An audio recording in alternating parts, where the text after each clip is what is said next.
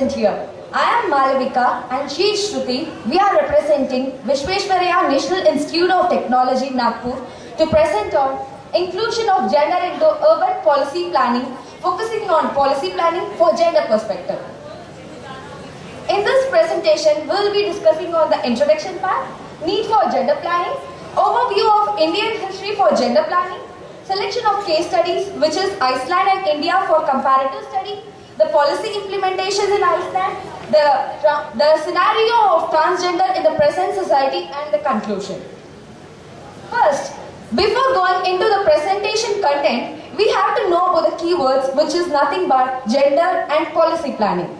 We basically know what is gender. According to World Health Organization, it is defined as what a society believes about the appropriate roles, duties, rights, responsibilities, accepted behaviors, opportunities, and status of women and men in relation to one another. When gender is considered as a perspective in policy planning, two important parameters have to be considered. That is equality and equity. Equality is nothing but the equal relation between male and female, equal focus, and the equity is unequal needs and barriers affecting women and men. And we all as a planners are focused towards policy planning where when gender is considered, we are concentrated towards selecting appropriate approaches to address needs and identify the entry points for challenging unequal relations and to enhance gender responsiveness of policy dialogue. Next, going to the need of gender-based planning in the present scenario. It is said that the poverty is a gender issue. That is, 70% of the world poverty is belonging to women and children. And recently, we see a lot of issues on gender issues. There are various platforms where the gender equality have been considered and focused, which are Beijing Platform for Action and United Nations Economic and Social Council resolution. So, women empowerment is considered as one of the main issues in the present scenario. So, the gender-based policy planning have been inclined towards women empowerment in the present scenario. So, next will be on looking towards the Indian history from the pre-Vedic period to the present scenario, the scenario of gender planning have varied a lot. As we know, in the Vedic period and the epic age where women are considered as goddess in Mahabharata and Ramayana. And then it has been evolved through Smriti age where women empowerment started, where the women played a vital role in religious and economic activities. And then it went through Buddhist period and medieval period. During the medieval period, the women have been forced to be inside home, and which evolved into Mughal period and post 15th century, where the revolution have been started towards women, where sati and child marriage played a vital role. So here, for selecting the case studies, various different parameters have been emphasized. The 5 parameters used for selecting are Global Gender Gap Index, which is nothing but the gender gap between male and female to evaluate the scenario in that country, GDP per capita, Human Development Index, economic participation and opportunity, educational attainment. This is a graph which shows the global gender gap across the countries. We can see on right, the first position is given to Iceland, which is conducted by United Nations report, and India is in the lower position. So Iceland is considered as a benchmark to compare to the gender equality scenario.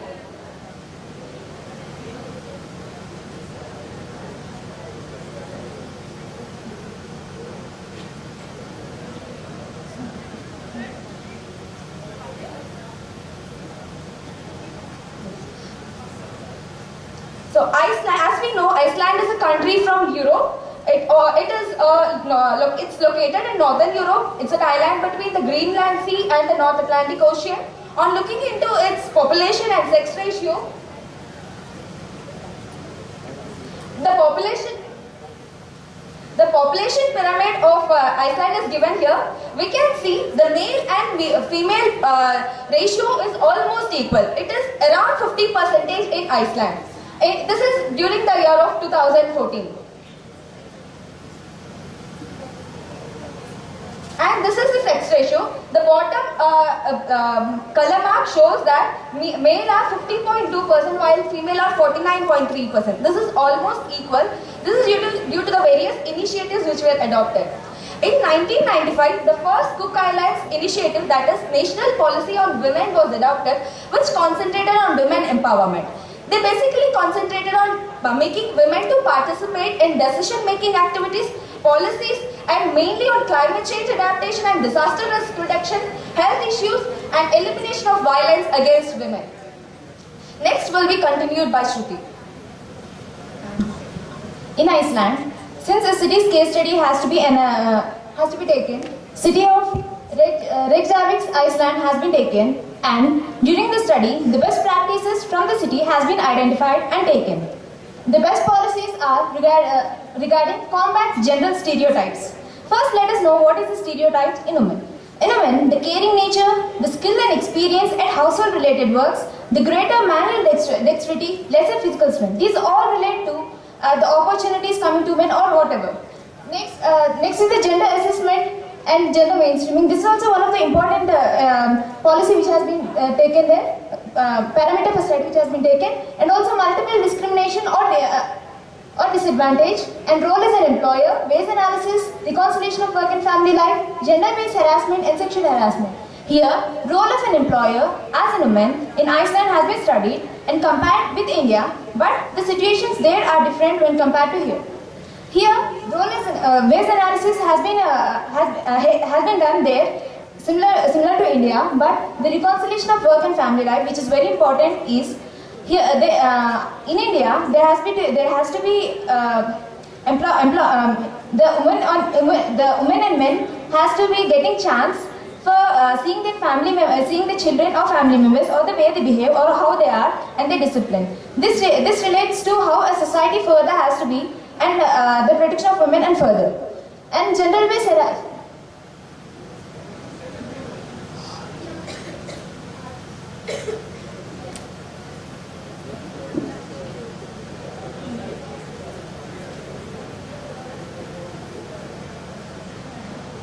The others are public procurement and contracts, how they are coming to women, culture, sports and recreation, and gender-based violence. In Indian scenario, the sex ratio has been studied. It has been increasing, but it is a very gradual change as compared to others. These are the general statistics which has been taken.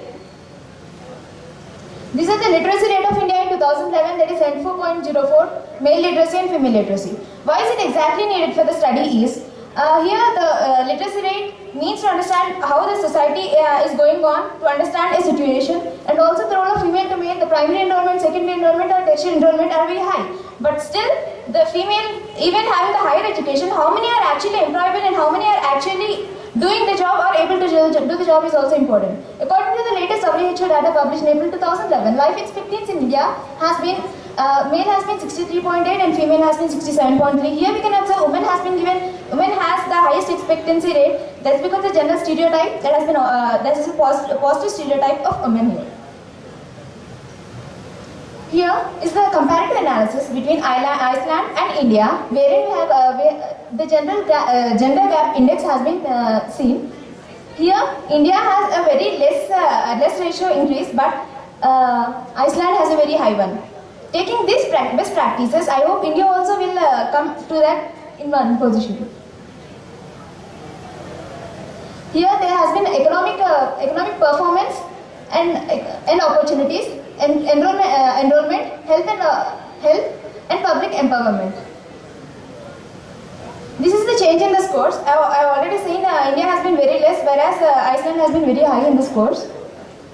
These are the parameters which have been taken, that is economy, education, political and health. These rates are being studied since for a woman the status to be checked. These are very important.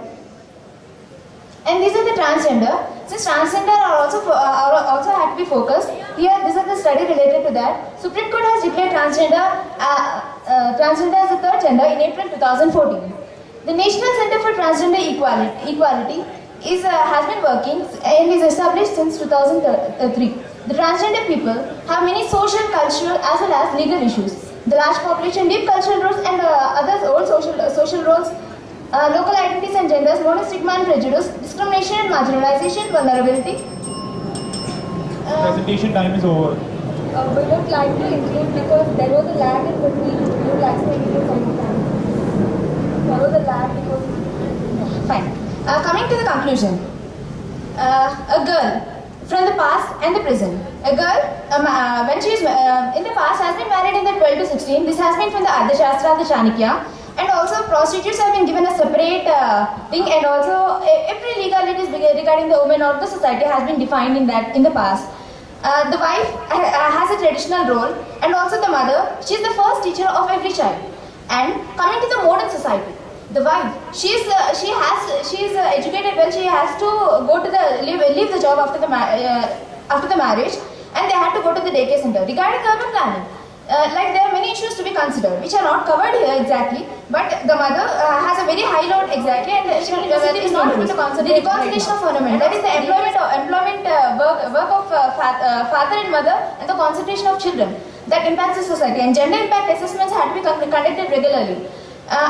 Sudden transition. There is a sudden transition from the past to present, especially during the decade, especially in the girls' thinking. The girls are thinking in a very they want to shed off out of their what exactly the traditions and all. They are feeling like insensitive towards the issues. If you see the rural conditions and the city conditions, thank you. We'll please continue to the video.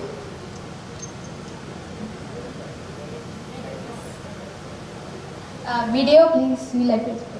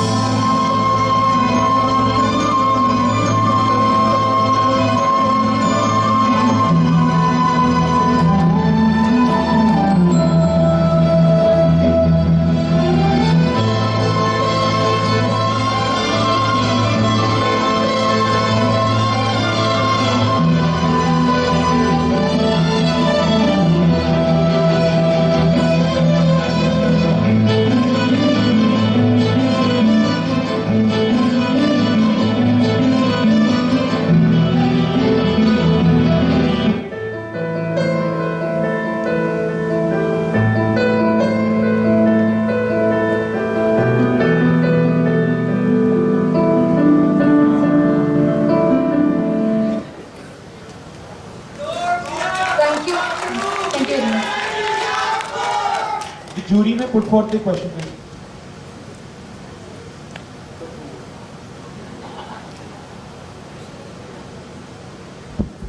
Yeah, good presentation. Thank you, ma'am.